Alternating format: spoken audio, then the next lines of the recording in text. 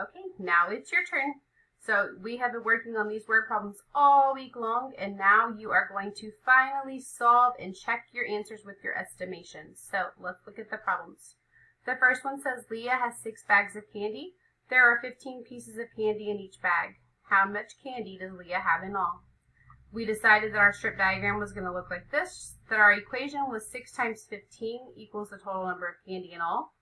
We said that our estimation was going to be somewhere around 100 pieces of candy. So today you're going to solve and see if it actually is close to somewhere around 100.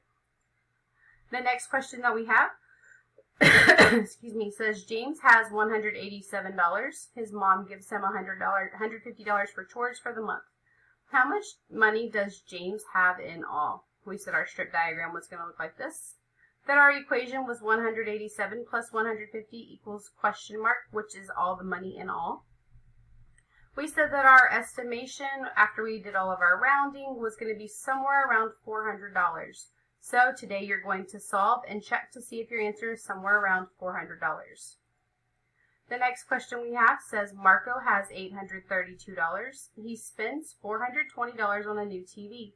How much does he have remaining? We said our strip diagram was going to look like this. Our equation was 832 minus 420 equals question mark, which is equal to the dollars remaining.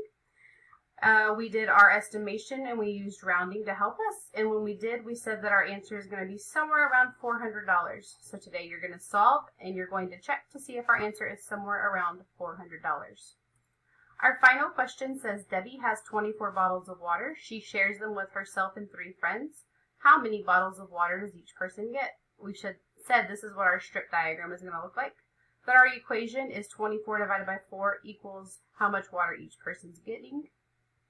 And when we did this, we said that they're each going to get about 4 bottles of water. So today you're going to solve.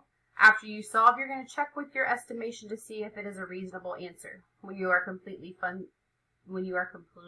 finished solving all 4 of the word problems, go ahead and turn it into Google Classroom.